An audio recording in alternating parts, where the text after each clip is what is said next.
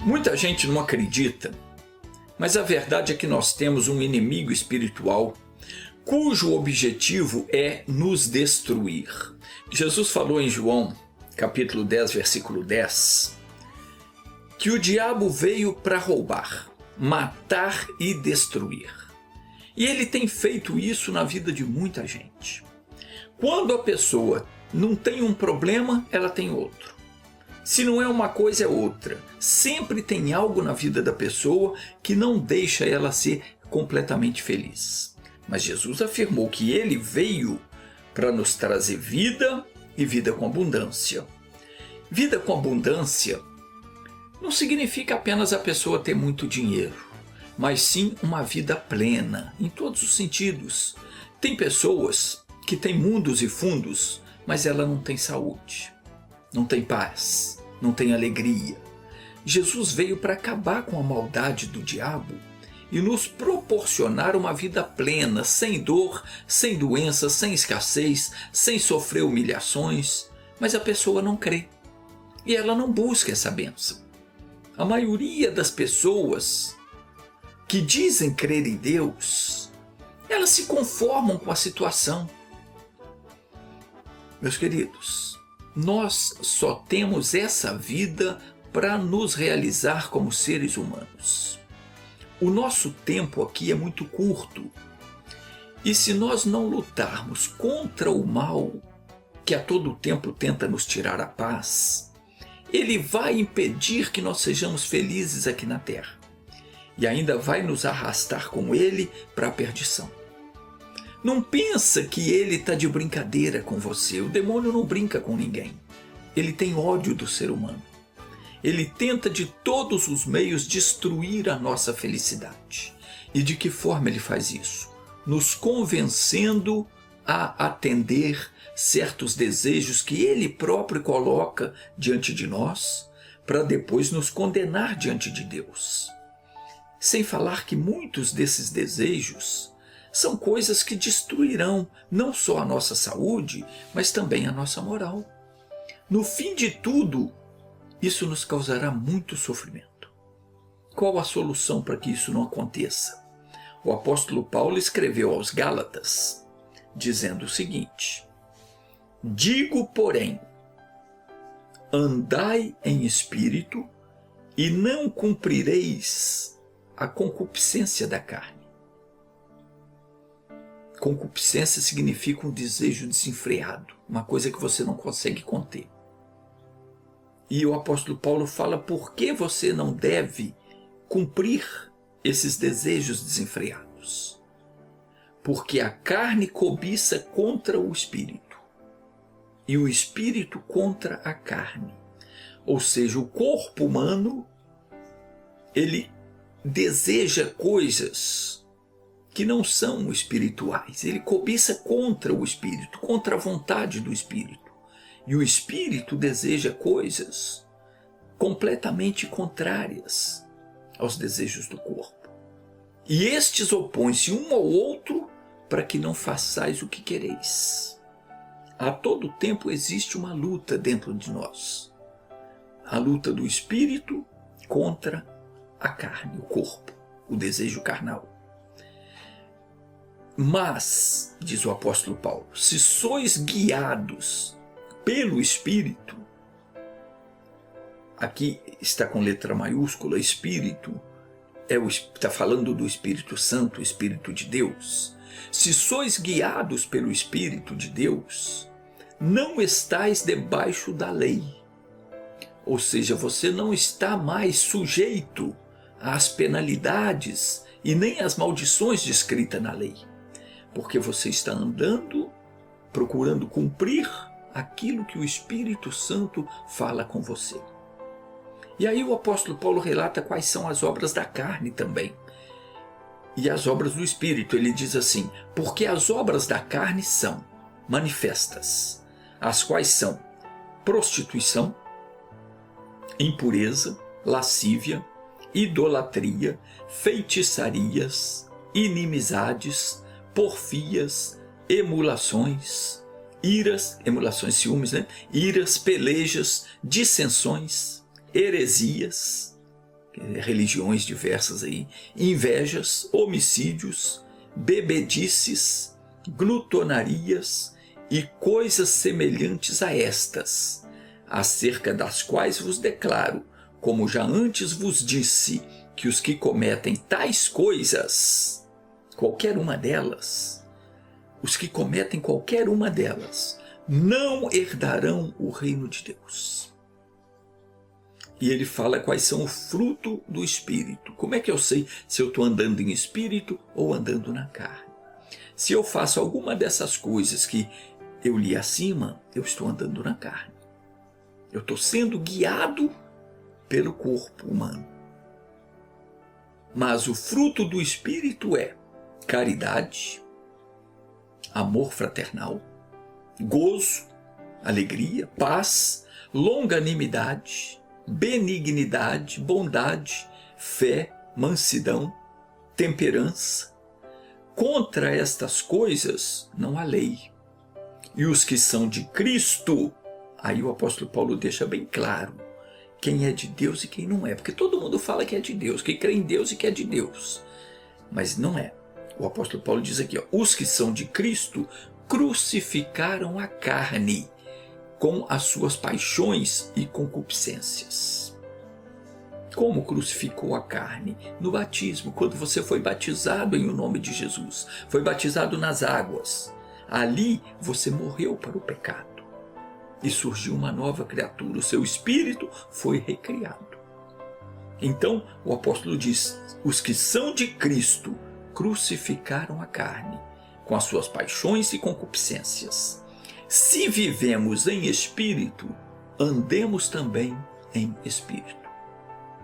É uma coisa que muita gente não entendeu ainda, é que desde o Calvário, preste atenção porque isso é importante você saber, desde que Jesus foi crucificado, o diabo perdeu a capacidade de oprimir as pessoas que se entregaram a Deus. No Salmo 74, versículo 10, o salmista diz o seguinte: até quando, ó Deus, nos afrontará o adversário? Blasfemará o inimigo o teu nome para sempre? Lembrando que quando isto foi escrito, Jesus ainda não havia vindo, não havia morrido pela humanidade, não havia ido ao inferno, derrotado o diabo, tomado dele a autoridade, a chave do inferno e da morte. Então o salmista aqui clama o seguinte: até quando, ó Deus, o adversário vai nos afrontar? Ele vai blasfemar o seu nome para sempre? Talvez você esteja nessa mesma situação. O adversário está rindo da sua cara. É problema atrás de problema. Você ora, parece que Deus não ouve. O inimigo está atacando a sua saúde, o seu corpo, os seus pensamentos. Ele age na sua família, no lar, no relacionamento conjugal, no relacionamento com os filhos. Ele quer de toda maneira te destruir. Foi isso que ele veio fazer. Jesus disse, ele veio para roubar, matar e destruir.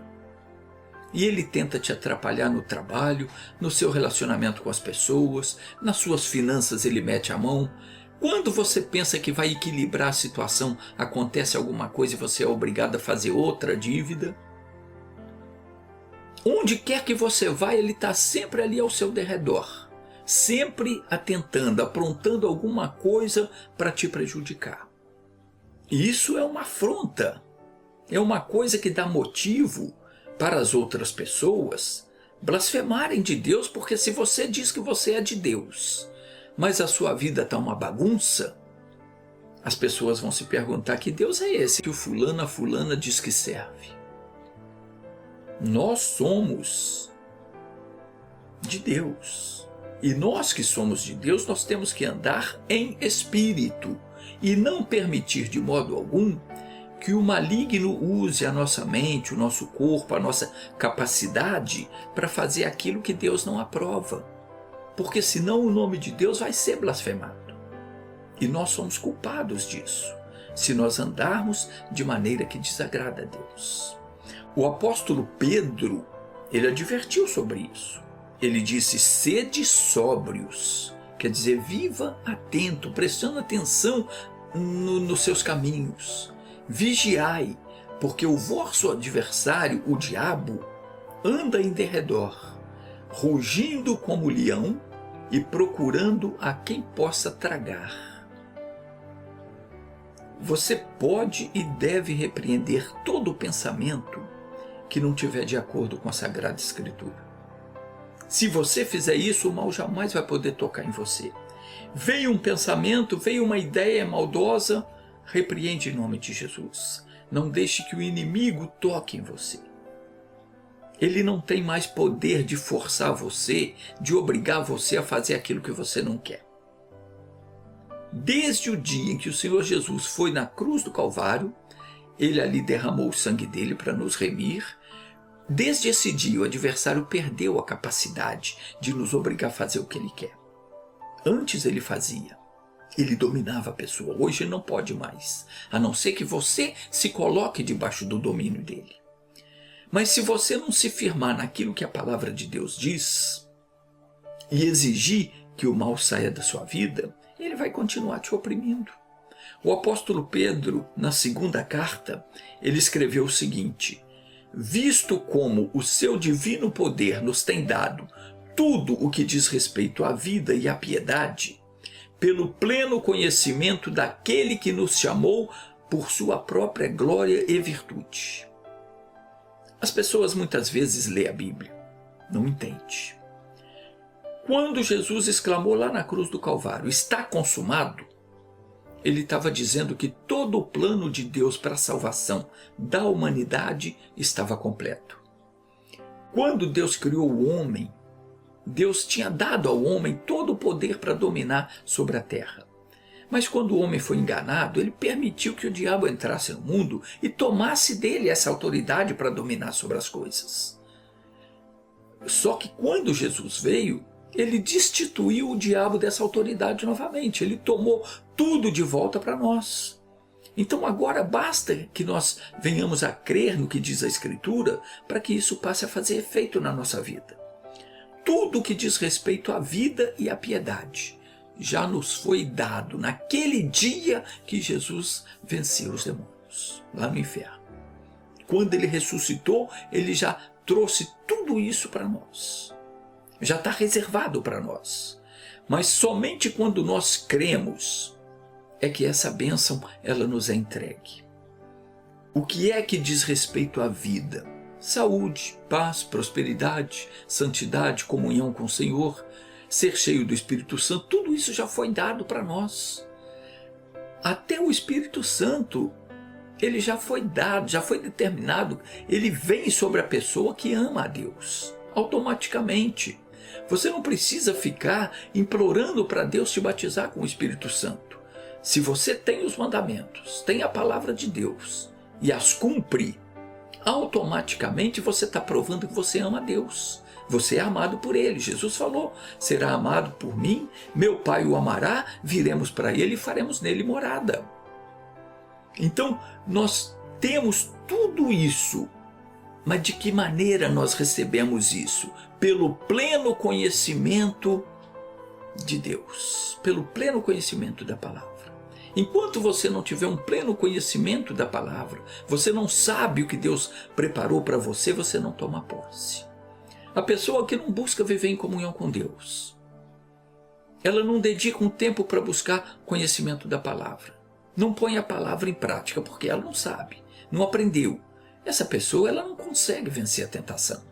Por incrível que pareça, tem muita gente que declara que está servindo a Deus, no entanto ela tem prazer em ficar assistindo filmes imorais.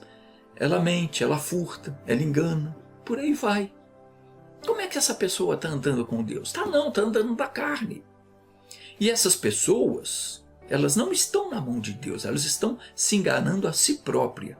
Porque quando chegar a hora que Jesus virá buscar os seus, elas vão ser deixadas para trás. Hebreus capítulo 12, versículo 14, diz que sem santidade ninguém verá o Senhor. Então, voltando em 2 de Pedro agora, capítulo 1, versículo 3, deixa eu ler de novo para você entender, isso tem que ficar bem firme no seu coração. Diz assim: visto como o seu divino poder nos tem dado tudo o que diz respeito à vida e à piedade. Quer dizer, sabendo isto, se nós sabemos que o divino poder de Deus já nos tem dado tudo o que diz respeito à vida e à piedade, quer dizer, se eu sei isso, por que eu vou viver doente? Por que eu não vou prosperar? Por que eu vou ficar deixando o pecado me dominar de vez em quando? Não, eu tenho que me santificar, eu tenho que ser cheio do Espírito de Deus. E às vezes a pessoa pergunta, se é verdade que Deus já me deu tudo, por que é que eu ainda tenho esse problema? Aí é que vem a resposta. Se você ler de novo o versículo, prestando atenção, diz assim, ó, seu divino poder nos tem dado tudo o que diz respeito à vida e à piedade, pelo pleno conhecimento daquele que nos chamou por sua própria glória e virtude. Então, se está faltando alguma coisa para mim, é porque eu ainda não recebi o pleno conhecimento dele, de Deus. Eu tenho o quê? Que buscar mais, que ler mais a Bíblia, que ouvir a pregação, que meditar na palavra, que orar, até que eu tenha esse conhecimento, até que eu conheça tudo quanto foi reservado para mim, tudo quanto Jesus fez a meu favor, e eu comece a reivindicar. Eu não tenho, por exemplo, que ficar orando e pedir para Deus me curar de uma doença, porque eu já conheço a palavra que diz que verdadeiramente Ele, Jesus, tomou sobre si as nossas enfermidades, as nossas dores Ele levou sobre si e por suas feridas nós fomos sarados.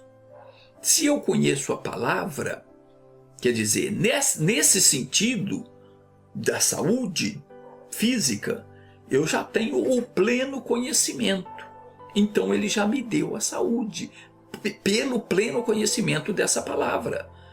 Aí o que acontece? Surge o sintoma de uma doença. Eu vou me desesperar? Vou correr? Não. Eu vou repreender o mal, eu vou me levantar na fé, vou pegar a palavra de Deus e confrontar o mal com aquela palavra. Mas muitas vezes nós não fazemos isso. Outra coisa, eu não tenho que pedir a Deus para me santificar, porque eu conheço a palavra que diz, vós já estáis limpos pela palavra que vos tenho falado. Então eu não tenho que pedir paz, prosperidade, porque a palavra diz já, lá em 3 de João, capítulo 1, versículo 2, diz, amado, desejo que te vá bem em todas as coisas, e que tenhas saúde, assim como bem vai a tua alma. Ora, se Deus deseja que eu vá bem em todas as coisas, do que mais eu preciso? Eu preciso é ter o conhecimento daquilo que está registrado nas Escrituras. Preciso crer e reivindicar os meus direitos, porque tudo que já foi conquistado por Jesus para mim e para você. Amém? Vamos orar então? Antes de orar, eu quero falar sobre este livro aqui. O que você precisa saber sobre fé e oração. Custa R$ 75,00 à vista ou 5 de 15 sem juro no cartão de crédito. Quem é de Deus precisa ler esse livro. Peça pelo e-mail que vai aparecer aí na tela e receba em sua casa com frete grátis. Agora feche os teus olhos, vamos orar. Senhor Deus, como é triste saber que muitos dos teus filhos estão enfraquecidos na fé.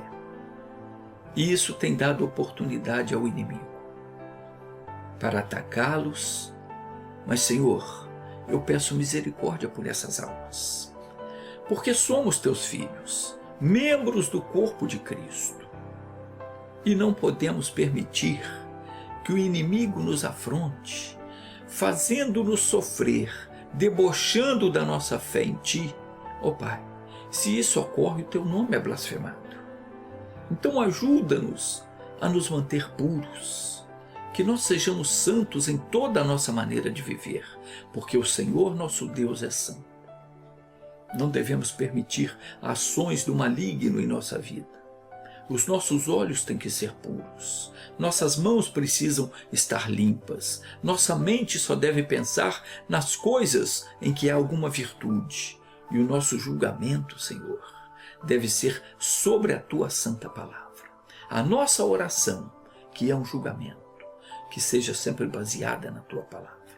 Deus, perdoa essa pessoa que errou, que caiu na tentação, que se sujou, mas que agora ela está pedindo perdão, ela está arrependida. Então, Pai, perdoa. Na autoridade que o Senhor concedeu, eu amarro agora todo o espírito maligno que está levando essas pessoas a viver na carne, a praticar coisas que não devem, e depois elas se arrependem, mas voltam a praticar.